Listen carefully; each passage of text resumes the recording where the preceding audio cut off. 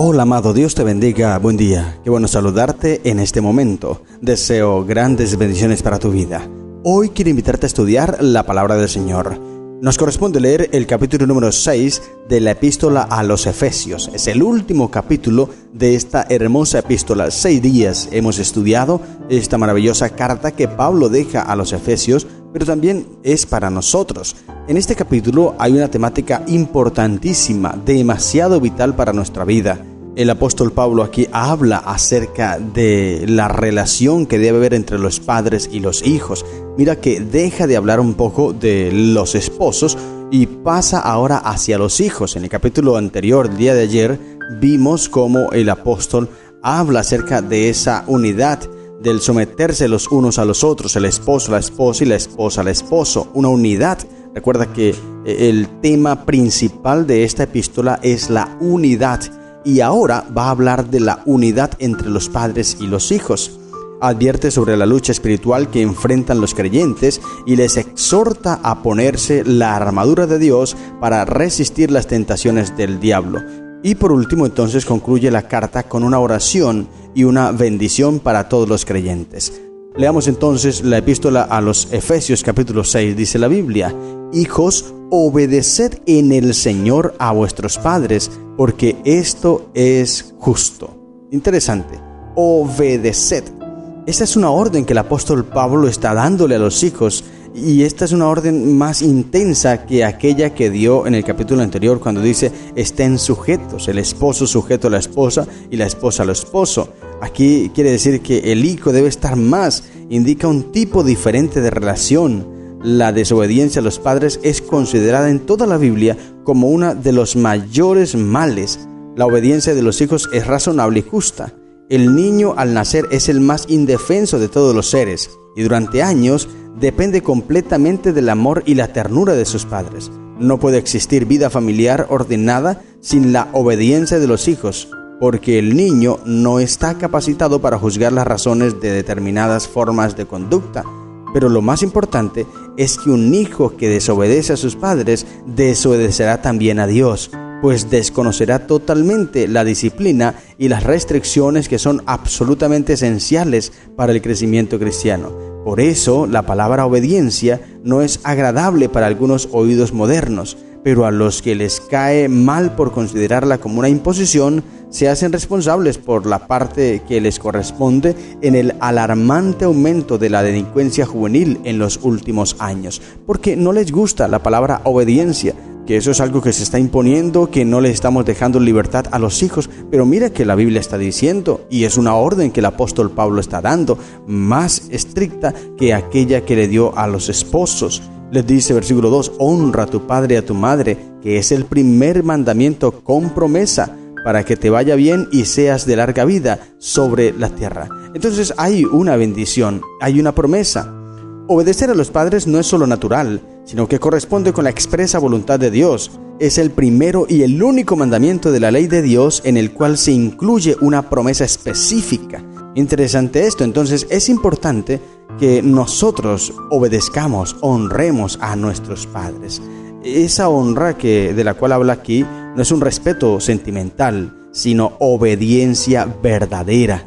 La obediencia a los padres, dice el comentario bíblico adventista, la obediencia a los padres se puede considerar como la raíz de la cual surge la obediencia. También se debería recordar que es menester honrar a ambos padres. No se debe estimar más a un progenitor que al otro. La honra que corresponde a los padres puede demostrarse en una variedad de formas que incluyen las pequeñas atenciones que los jóvenes debieran tener para con sus mayores, confianza en la palabra y en el juicio de sus padres y lealtad a la estabilidad y al nombre de la familia. Entonces, importante esto. Aquí dice, honra a tu padre y a tu madre. Y esto es muy, muy interesante porque el apóstol Pablo está siendo específico. Y él no dice honra a los padres, no, él dice al padre y a la madre. O sea, a los dos se debe honrar por igualdad, no a uno más que a otro. Una obediencia verdadera. Y versículo 4 dice, y vosotros padres no provoquéis a ira a vuestros hijos, sino criadlos en disciplina y amonestación del Señor. Algo también muy importante, mira que el consejo no solamente es para los hijos, la orden no solamente es para los hijos, también los padres juegan un papel fundamental en la consolidación de estas relaciones de padre e hijo y padre. El respeto que debe haber del padre hacia el hijo también, no provocarle a ira. Mensajes Selectos, página 31, el año 1901, dice la sierva del Señor: Padres, Dios desea de vosotros que hagáis de vuestras familias un ejemplo de la familia del cielo. Proteged a vuestros hijos, sed bondadosos y tiernos con ellos. El padre, la madre y los hijos deben estar unidos con los vínculos áureos del amor. Una familia bien ordenada y bien disciplinada es un poder mayor para demostrar la eficacia del cristianismo que todos los sermones del mundo. Cuando los padres y las madres comprendan cómo los imitan sus hijos, vigilarán cuidadosamente cada palabra y ademán. Importantísimo esto. Entonces cuida muy bien lo que dices. Cuida la forma en cómo corriges a tus hijos, porque puedes estarlos irritando, y a veces los padres provocan esto, irritan a sus hijos y hacen que sus hijos se vuelvan rebeldes. Hay que tener mucho cuidado en esto, y el apóstol está hablando acerca de esto. Luego empieza a hablar sobre el sometimiento que debe haber de los siervos. Dice: siervos, obedeced a vuestros amos terrenales con temor y temblor, con sencillez de vuestro corazón, como a Cristo. Interesante este ejemplo ahora y esta temática que presenta el apóstol. Pablo utiliza este vocablo de siervos, que es doulos, frecuentemente para describir su relación con Cristo y también para dar consejos respecto a la esclavitud y la servidumbre, tal como existían en todo el mundo romano. No solo eran los paganos. Los cristianos de la iglesia primitiva también practicaban la esclavitud. Esta era una característica de su época. En ninguna parte de la Biblia se condena específicamente esa práctica antinatural. Sin embargo, tanto en el Antiguo como en el Nuevo Testamento se enuncian principios que con el tiempo tendieron a erradicar la esclavitud. Sí, poco a poco se fue desapareciendo. Y ahora dice el texto que el apóstol, sabiendo que esas prácticas las había allí, él aconseja a los siervos a obedecer a sus amos. Al seguir las instrucciones de Pablo en sus relaciones con sus amos, la gran cantidad de esclavos cristianos que habían en el imperio llegaron a influir poderosamente en la clase dirigente formada por los dueños de los esclavos. De modo que, a su manera, muchísimos esclavos constituyeron un conjunto misionero cuyo poder se hizo sentir en todos los estratos sociales. El hecho de que los amos y esclavos se transformaran en verdaderos hermanos implicaba que se hallaba inevitablemente en germen una revolución social y religiosa. Mira cómo la religión cambia esto, la relación con Cristo, ya que la esclavitud dejase a un lado y se fuese desapareciendo, y ahora todos fuesen hermanos. Y este ejemplo lo iban a dar los siervos. Ya no servirían de mala gana, deberían servir con sencillez de corazón, como si fuese a Cristo, no sirviendo al ojo, dice el versículo 6, como los que quieren agradar a los hombres, sino como siervos de Cristo de corazón, haciendo la voluntad de Dios. Y aquí, cuando dice el texto no sirviendo al ojo, se está hablando de una práctica que había en los esclavos y en los siervos, y es que trabajaban solamente cuando los veían sus amos, pero cuando no los veían, entonces no trabajaban. Y aquí Pablo les está enseñando acerca de esto. No, estén sus amos presentes o no estén, los estén viendo o no los estén viendo, ustedes deben trabajar igualmente como para el Señor, porque Dios los ve. Y mira que esto también sirve para nosotros hoy. Hoy día no hay esclavitud, pero sí hay empleados y empleadores. Tal vez estoy hablando para una persona que está empleada en alguna empresa, en algún lugar, y quizá estás rindiendo en tu trabajo, o solamente rindes cuando te están observando. Pues si solamente haces esto, estás equivocado, porque no debes trabajar solamente porque te están viendo o para agradar a los hombres, sino como siervos de Cristo, de corazón, haciendo la voluntad de Dios. Y la voluntad es que tú hagas lo mejor en tu trabajo. Interesante esto. Y sigue mencionando muchas cosas más el apóstol, pero quiero que vayamos ahora al versículo 10 en adelante hasta el 17, donde el apóstol empieza a hablar acerca de la armadura de Dios. No voy a leerte el texto completo porque tú lo conoces, tú sabes lo que dice la Biblia, pero sí debes leerlo una vez más. Léelo, reflexiona, analízalo. Dice la sierva del Señor en Mensajes Selectos, página 95 del año 1903. En la palabra de Dios se describen dos bandos opuestos que influyen sobre los seres humanos en nuestro mundo y los dominan. Esos bandos están actuando constantemente sobre cada ser humano. Los que están bajo el dominio de Dios y la influencia de los ángeles celestiales podrán discernir las astutas artimañas de los poderes invisibles de las tinieblas. Los que desean estar en armonía con los agentes celestiales debieran ser sumamente fervientes en cumplir la voluntad de Dios. No deben dar la menor cabida a Satanás y a sus ángeles, pero a menos que estemos constantemente en guardia, seremos vencidos por el enemigo. Aunque a todos ha sido manifestada una solemne revelación de la voluntad de Dios acerca de nosotros, sin embargo, el conocimiento de esa voluntad no excluye la necesidad de elevar fervientes súplicas a Dios en busca de ayuda y procurar diligentemente cooperar con Él en respuesta a las oraciones ofrecidas. Él cumple sus propósitos por medio de instrumentos humanos. Así que para poder resistir todas las artimañas del diablo, debemos estar sometidos a Dios. Es lo que dice el texto bíblico. Aquí el apóstol aconseja: vestidos de toda la armadura de Dios para que podáis estar firmes contra las acechanzas del diablo. Ahí está. Hay una orden y luego viene una promesa. Si tú cumples esa orden, entonces recibirás la promesa. ¿Cuál es la orden? Vístete de la armadura de Dios. Si tú la cumples, la promesa es que vencerás todas las acechanzas o artimañas del diablo. Así que si no cumples la orden, no podrás vencer. Dice la sierva del Señor: debemos ponernos cada parte de la armadura y luego mantenernos firmes. El Señor nos ha honrado eligiéndonos como sus soldados. Luchemos valientemente para Él, procediendo correctamente en cada transacción. La rectitud en todas las cosas es esencial para el bienestar del alma.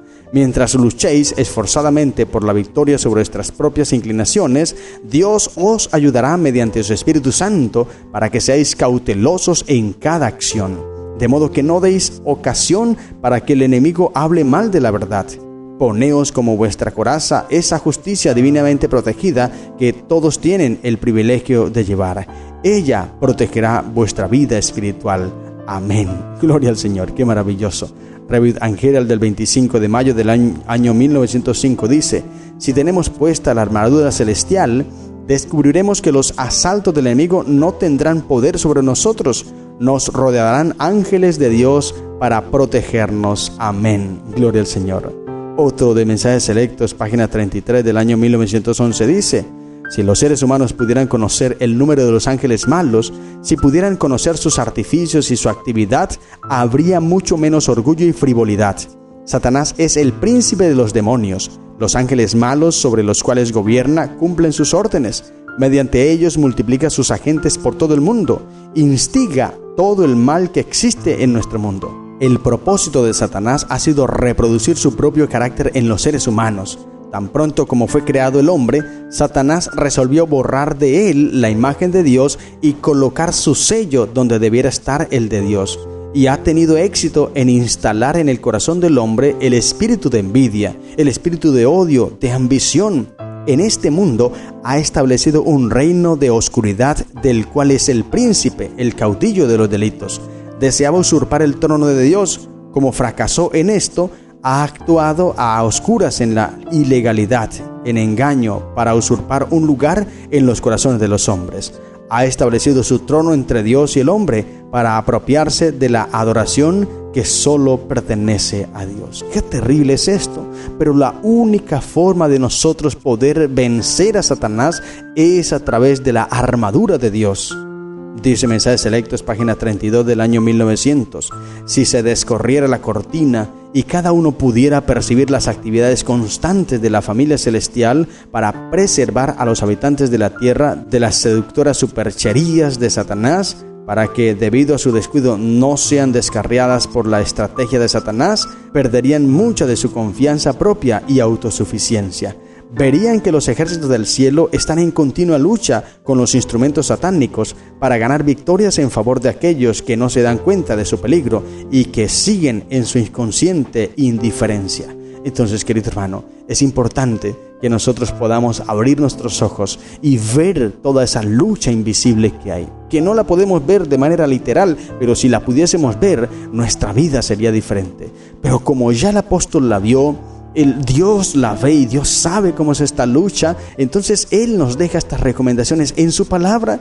Cálzate, dice el versículo 15, los pies con el apresto del Evangelio de la paz. Sobre todo tomad el escudo de la fe, con que podáis apagar todos los dardos del fuego del maligno, y tomad el yelmo de la salvación y la espada del Espíritu, que es la palabra de Dios. Y luego dice el versículo 18, orando en todo tiempo, con toda oración y súplica en el Espíritu, y velando en ello, con toda perseverancia y súplica por todos los santos. Amén. Allí está, énfasis en la oración hace el apóstol. La oración, 4 cosas yo te diría.